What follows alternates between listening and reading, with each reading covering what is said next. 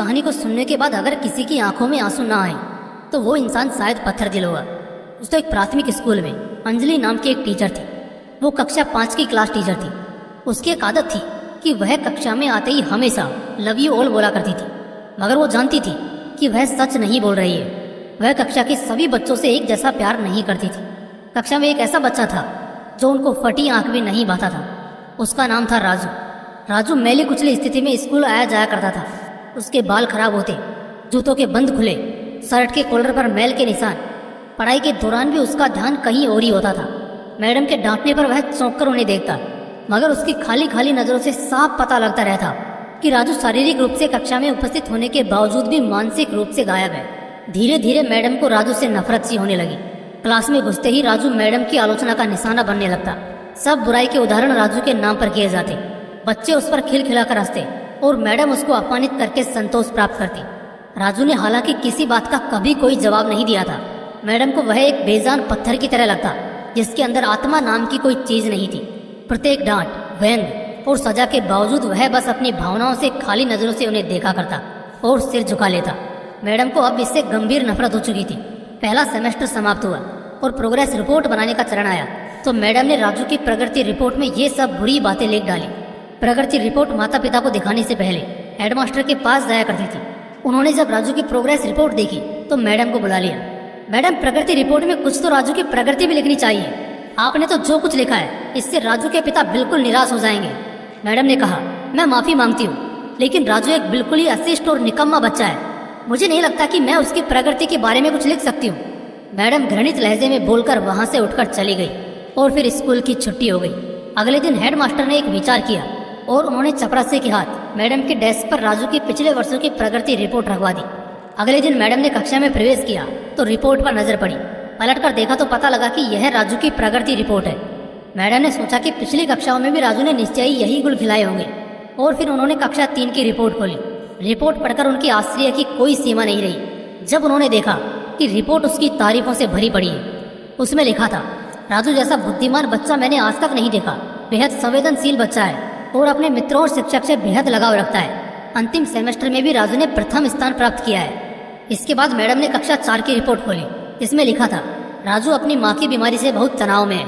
उसका ध्यान पढ़ाई से हट रहा है। राजू की माँ को अंतिम चरण का कैंसर हुआ है। घर पर उसका कोई और ध्यान रखने वाला नहीं है, जिसका गहरा प्रभाव उसकी पढ़ाई पर पड़ा है। नीचे हेडमास्टर ने लिखा कि राजू की माँ मर चुकी है और इसके साथ ही राजू के जीवन की चमक और रौनक भी। उसे बचाना होगा इससे पहले कि बहुत देर हो जाए। ये पढ़कर मैडम के दिमाग पर भयानक बोझ हावी हो गया। कांपते हाथों से उन्होंने प्रगति रिपोर्ट बंद की। मैडम की आंखों से आंसू एक के बाद एक गिरने लगे। मैडम ने साड़ी से अपने आंसू पोंछे।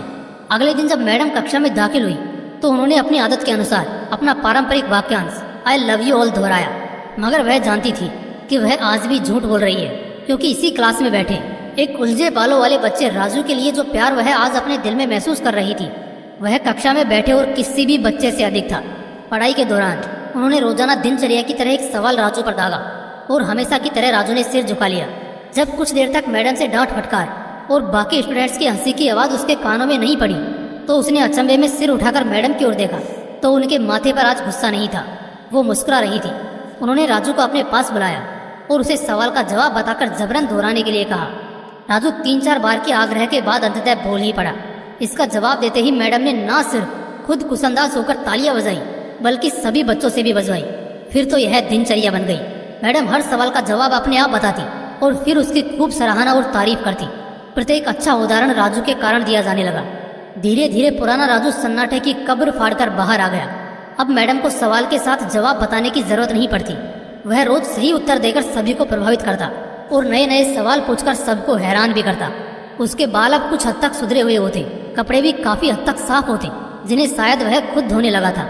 देखते ही देखते साल समाप्त हो गया और राजू ने दूसरा स्थान हासिल कर कक्षा 5वीं पास कर ली। यानी अब वह दूसरी जगह स्कूल में दाखिल होने के लिए तैयार था। कक्षा 5वीं के विदाई समारोह में सभी बच्चे मैडम के लिए सुंदर उपहार लेकर आए और मैडम की टेबल पर ढेर लग गया। इन खूबसूरती से पैक हुए उपहारों में एक पुराने अखबार में 72 सलीके से पैक हुआ एक उपहार भी पड़ा था। बच्चे उसे देखकर हंस रहे थे। किसी को जानने में देर नहीं लगी कि ये उपहार राजू लाया होगा। मैडम ने उपहार के इस छोटे से पहाड़ में से लपक कर राजू वाले उपहार को निकाला। खोलकर देखा तो उसके अंदर एक महिलाओं द्वारा इस्तेमाल करने वाली इत्र की आदि इस्तेमाल की हुई शीशी और हाथ में पहनने वाला एक बड़ा सा कंगन था जिसके ज्यादातर मोती झड़ चुके थे। मैडम ने चुपचाप इस इत्र को खुद पर छिड़का और हाथ में कंगन पहन लिया।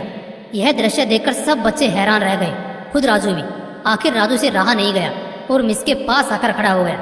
कुछ देर बाद उसने अटक अटक कर मैडम को बोला, आज आप में से मेरी माँ जैसी खुशबू आ रही है। इतना सुनकर मैडम की आंखों में आंसू आ गए और मैडम ने राजू को अपने गले से लगा लिया। राजू अब दूसरी स्कूल में जाने वाला था। राजू ने दूसरी जगह स्कूल में दाखिला ले लिया था। समय बीतने लगा। दिन सप्ताह, सप्ताह महीने और महीने साल में बदलते भला कहाँ देर लगती है। मगर हर साल के अंत में मैडम को राजू से एक पत्र नियमित रूप से प्राप्त होता जिसमें लिखा होता, इस साल मैं कई नए टीचर्स से मिला मगर मैडम आप जैसा कोई नहीं था। फिर राजू की पढ़ाई समाप्त हो गई और पत्रों का सिलसिला भी समाप्त। कई साल आगे गुजरे और मैडम रिटायर हो गई। एक दिन मैडम के घर अपनी मेल में राजू का एक पत्र मिला जिसमें लिखा था, इस महीने के अंत में मेरी शादी है और आपके बिना शादी की बात मैं नहीं सोच सकता। एक और बात, मैं जीवन में बहुत सारे लोगों से मिल चुका हूँ मगर आप जैसा कोई नहीं है। आपका डॉक्टर राजू। पत्र के साथ ही प्लेन का आने जाने का टिकट भी उसमें अटैच था। मैडम खुद को हरगिज नहीं रोक सकी। उन्होंने अपने पति से अनुमति ली और वह राजू के शहर के लिए रवाना हो गई। शादी के दिन जब वह शादी की जगह पहुंची तो थोड़ी लेट हो चुकी थी।